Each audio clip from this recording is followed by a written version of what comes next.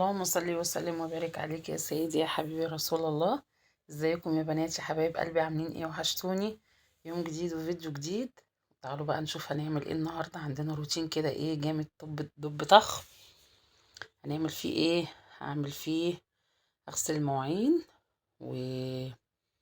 وطبعا ايه، بما ان احنا بنغسل المواعين فبيبقى عندنا بقى طاقة ونشاط وحيوية وكده.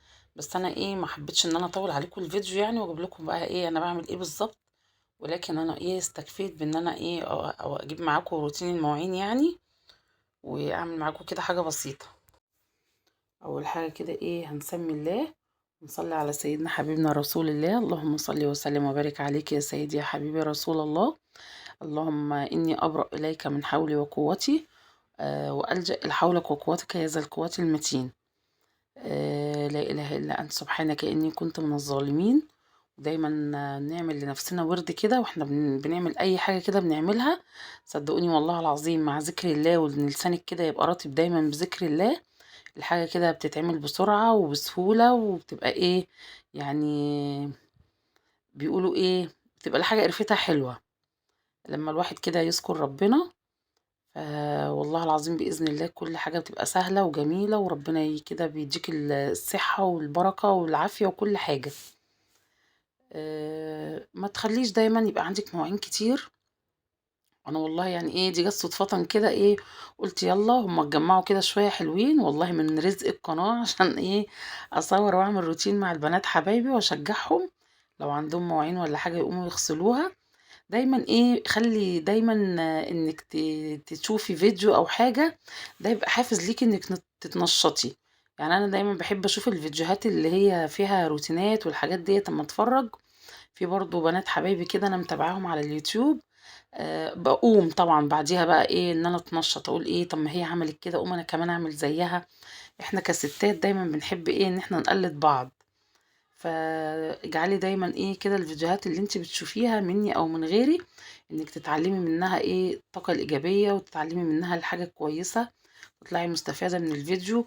مش بتضيعي وقت وخلاص وقاعدة تتفرجي على دي وعلى دي وعلى دي، وما تعمليش اي حاجة تستفادي منها. لا يعني دلوقتي بقى ايه، كلهم على اليوتيوب بسم الله ما شاء الله بيحوشوا عشان يجيبوا دهب. تلاقيهم ايه، نظام مواسم، كله تنظيفات عشان رمضان، تنظيفات عشان العيد، تفريزات عشان رمضان، تفريزات معرفش عشان ايه. دلوقتي نسوا بقى ان خلاص يعني، لسه محدش فكرهم تقريبا بان العيد الكبير داخل علينا ولا ايه. كلهم دلوقتي ما شاء الله بقوا بدأوا ايه، يعملوا حصالات عشان هيجيبوا دهب. خلاص يعني الدهب بقى برخص التراب، وكل البنات بقت هتجيب دهب. انا مش بعيب عليهم والله ولا حاجة، هم ما شاء الله ممتازين وكويسين، بس مش ضروري. شفت واحدة عملت فيديو وجاب لها مشاهدات انها بتعمل حصالة، او انها عملت حصالة وراحت اشترت، كلنا نعمل زيها. طب ما انا افكر في حاجة تانية يا بنات. خلاص يعني مش كلنا هنحوش.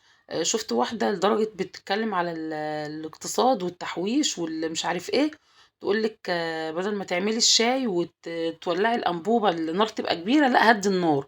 طب ما هي انت لو عليتي النار هتاخدي 5 دقايق، طب ما انت لو وطيتي النار هتاخدي ربع ساعة. استهلكتي برضو من الأنبوبة، هي هو برضو قد ما كنت هتعلي النار. يعني هو للدرجة دي يا جماعة؟ يعني لأ، يعني الناس مش خلاص مش هنجوع عشان نحوش عشان نشتري دهب يعني. يعني في حاجات بتضايقني والله، وفي حاجات بتبقى طاقتها إيجابية، وفي حاجات أفكارها حلوة جدا. وفي ناس بتقول حاجات واقعية من خلال تجاربها ومن خلال الحاجات اللي هي شافتها في حياتها، واستفادت ايه من التجربة اللي هي خاضتها فطلعت بها بحاجة. ولكن كل الستات ما شاء الله بيقلدوا بعض، وكلهم عمالين يحوشوا، وعشان خلاص هيفتحوا الحصالات كلهم هيجروا على الجوهرجية وهيجيبوا دهب، هيخلوا الدهب يغلى بقى اكتر لما يلاقوا عليه اقبال. طبعا انتوا عارفين احنا هنا المصريين، الحاجة كل ما يبقى عليها اقبال زيادة كل ما سعرها يزيد. يعني يزيد ايه تاني اكتر من كده؟ مش عارفة. ولكن الله المستعان، ربنا يوفقهم وينجحهم كده ويعلي لهم مشاهداتهم ويقدروا يحوشوا ويجيبوا دهب زي ما بيقولوا. آه، مش عارفة والله يا بنات، امال الجمعيات دي لازمتها ايه؟ طب ما الواحد يخش جمعية ويجيب اللي هو نفسه فيه، او يعني تحوشي دي يعني. أنا والله مش عارفة يعني، والله يمكن أنا باتكلم عن نفسي إن أنا حتّة إن أنا أحوّش دي في أي وقت هالاقي نفسي مزنوقة هاروح أفتح الحصّالة وآخد الفلوس اللي فيها عشان أصرف بدل ما أمد إيدي لحد والّا أقول لحد ادّيني والّا سلّفني. إنما أمّا أعمل جمعية مثلًا هي وجهة نظري برضه، إن أنا أمّا أعمل جمعية مع حد أفضل لي وأبقى عارفة مثلًا هاقبض إمتى، فمش أي وقت بقى هابقى عارفة إن تحت إيدي فلوس هاروح أصرفها. مش عارفة، يعني هي وجهات نظر. أنا برضه ممكن أبقى أعمل حصّالة أو لو حتى عندي حصّالة، بس مش هاعملها عشان أنا مثلًا هاروح أجيب لي دهب. لأ، أنا مثلًا في حاجة مثلًا فايضة منّي بدل ما تتصرف أو الكلام ده كلّه، ما فيش أي مشكلة، فكرة حلوة جدًا في واحدة أنا مثلًا سمعتها فعجبني كلامها، إنّما في واحدة يعني مش عايزة أقول اسم قناتها عشان ما ابقاش إن أنا باعمل لها دعاية أو أنتقدها بالاسم، يعني لأ ضايقتني بصراحة. حتى بتتكلم على التوابل، تقول لِك خلّي التوابل اللي في بيتِك ملح وفلفل أسود وكمون وكزبرة ناشفة بس، ما تجيبيش أي حاجة تاني. الحاجات دي تقعد عندِك هاتي 8 كيلو من كل حاجة وتقعد عندِك بال6، 7 شهور. ليه يا حبيبتي مش هناكل؟ وللدرجة دي يعني؟ خلاص يعني التحويش هيوصل لدرجة الحرمان؟ طب ما قولي لي بقى إن أنا كمان أطفّي النور بتاع الشقة وما انوّرهوش واقعد في الضلمة ليل نهار عشان أحوّش، عشان بعد كده الدهب هينفعني لمّا أتعمي وعينيّا توجعني. والله العظيم يا بنات في حاجات كده تغيظ. يعني والله أنا مش من ضمن اللي باحب أعارض الناس يعني دايمًا أو إن أنا أحب أنتقدهم، ولكن في حاجات بتحرق الدم بصراحة، مش للدرجة دي. فالله المستعان. أنا قُلت لكم بقى إيه، قعدت دردشت معاكم شوية أهو لغاية أمّا خلّصت إيه، المواعين. المواعين دي اللي ما فيش حد بيسأل عليها يا ولاد. المواعين دي ما لهاش أهل حد يعني يسألوا عليها، وحياة ربنا. يعني أهو. بمناسبة التحويش كان في واحدة برضه على اليوتيوب كانت بتتكلم قبل كده، قبل رمضان، إنها كانت محوشة مبلغ من ضمنهم كانت حاطة يعني كانت عاملة جمعية وقبضاها وحطيتها جوه الحصالة وبعد كده راحت جابت حاجات في البيت هي محتاجاها. يعني أنا بصراحة عجبتني الفكرة إن أنا مثلًا ممكن لمّا يبقى معايا مبلغ 20 جنيه، 50 جنيه، 100 جنيه متوفّرة معايا أو أي مبلغ أيًا كان إن شاء الله حتى جنيه أو 2 جنيه، أحطّهم مثلًا في مكان بعيد عن إيدي وأحط عليهم كل شوية أحط بقى البرطمان ده أو الحصّالة دي أو العلبة دي في أي مكان بقى بعيد عن إيدي في الدولاب بتاع الملابس، في التسريحة، في أي حتّة، بحيث إن في المطبخ. بحيث إن أنا مثلًا أتزنق مثلًا في أي مناسبة أو أي وقت أيًا كان، أو لو ما احتجتلهاش أجيب حاجات أنا محتاجاها في البيت. ساعتها ما شاء الله نزلت جابت طقم تقريبًا طقم عَشا كبير، وجابت طقم حِلَل، وجابت حاجات كتير جدًا في بيتها كانت محتاجاها. يعني خلاص بقى هُم خدوا الفكرة ودوّروها بقى على إن هُم كمان بقى إيه خلاص يعني هيجيبوا بيها اللي ما اتجابش. يالّا يا بنات حلو كده المناقشة دي لغاية كده وبعد كده نكمّل. عملت إيه بقى، عملت بسيسة. كنت في السوق كده ولقيت سِت كده معاها عندها محل يعني، بتبيع فيه بقى إيه، المخروطة والجبنة القريش والبيض والدقيق ده لقيته معاها، فقُلت لها: "يا حاجة أنا هاخد النُص كيلو ده." فأخدته كان نُص كيلو ب15 جنيه، وأنا كان عندي دقيق اللي هو الأبيض الزيرو ده واللبن بقى وبقية المكونات دي في البيت. أول مرّة أستخدم فانيليا بالبرتقان.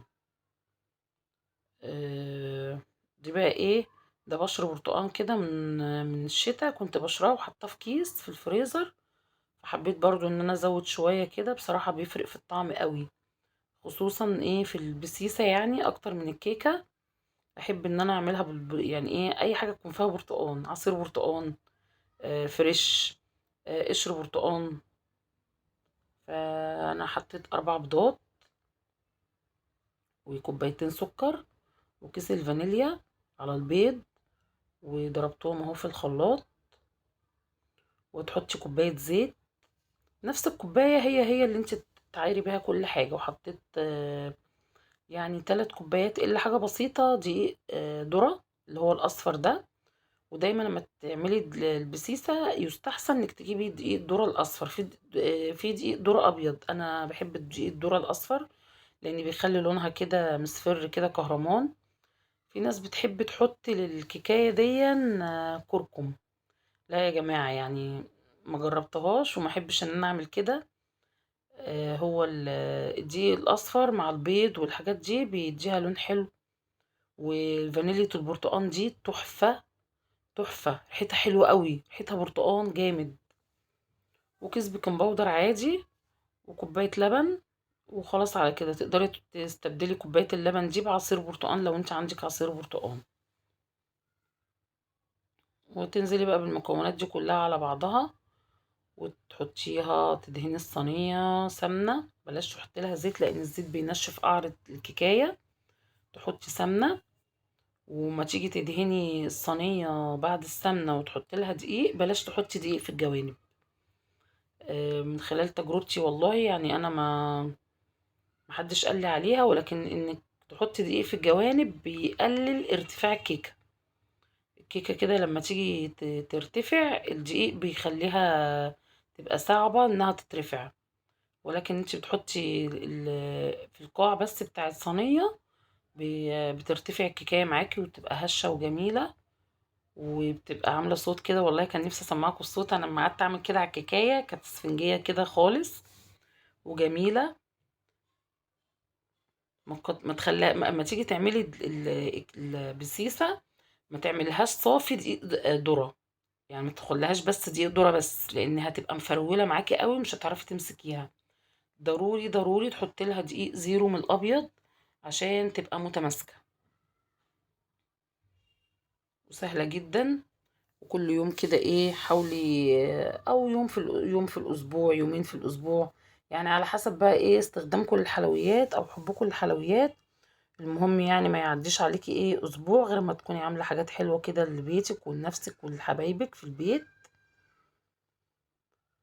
ولو وصلتي بقى هنا متنسينيش بقى من اللايك بقى، فين اللايكات يا بنات؟ انا زعلانه منكم، فين اللايكات؟ آه ادعموني بقى وقفوا جنبي كده وحبوني عشان انا بحبكم.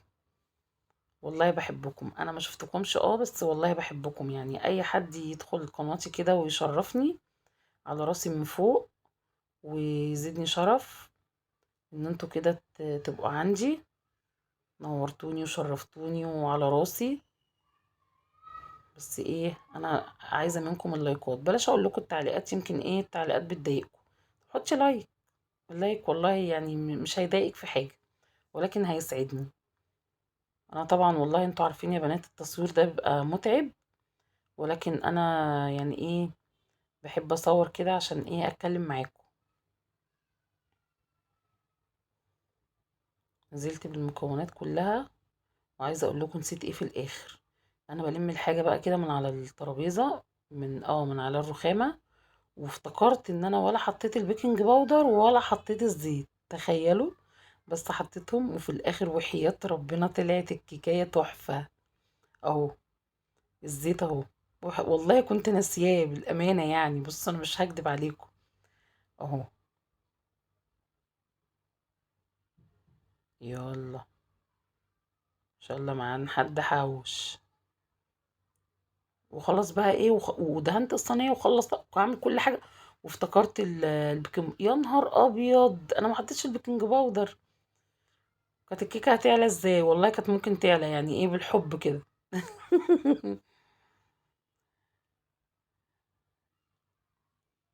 بصوا لونها بقى، ايه رايكم في اللون؟ طبعا اللون لون الدقيق مع الفانيليا البرتقال، لان الفانيليا البرتقال دي لونها برضو اورنج برتقاني، مع البرتقال المبشور اللي انا حطيته ده اللي دعم برضو اللون اكتر.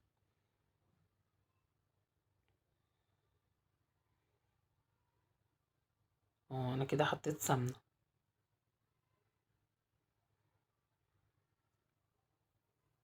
وخلاص بقى ايه شملوله بقى وخلاص هدلق بقى فبقول ايه طب احط شويه دقيق. رايحه احط ايدي في الكيس الدقيق، يا نهار ابيض ده انا ما حطيتش البيكنج باودر.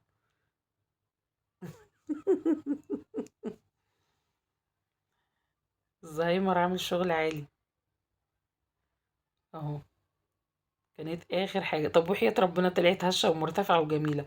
أنا ممكن أعتمد الطريقة دي، وفي الآخر خالص أبقى أحط البيكنج باودر على فكرة. أهو. في النهاية حطيت لها كل المكونات يا بنات ولا ما حطيتش؟ حطيت في النهاية كل المكونات. احنا أهم حاجة النتيجة، العبرة بالنهاية زي ما بيقولوا. والنهاية طلعت والله العظيم النتيجة طلعت مرضية وزي الفل. نضف بقى ايه حواليا كده مادام نظيفة. اه طلعت زي العسل. اه افتكرت الدقيق. طيب كويس، انا افتكرت اهو بعد ما حطيت قبل ما احط بعد ما حطيت البيكنج باودر.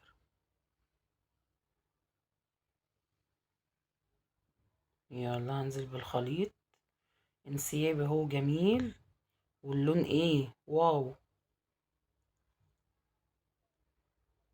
يلا يا بنات اعملوا كده البسيسة بالطريقة بتاعتي دي، وحطوا البيكنج باودر في الاخر، وشوفوا كده النتيجة تبقى عاملة معاكم ازاي. واكتبوا لي بقى في الكومنتات، وما تنسونيش بقى من دعواتكم. وحطي اللايك يا جميلة انت وهي يا قمراية. يلا يا رب اللي تحط اللايك كده ربنا يفرح قلبها. اي بنوتة جميلة كده واي ست زي العسل هتحط لي اللايك، ربنا يسعدها ويفرح قلبها بإذن الله. اهو اسويها بقى عشان متبقاش ايه جنب مرتفعة وجنب لا. ايه رأيكم؟ اهي. بسيسة دي ولا مش بسيسة يا متعلمين يا بتوع المدارس؟ بسيسة زي القمر. صينية كيكة والله العظيم ايه تستاهل بقكم كلكم.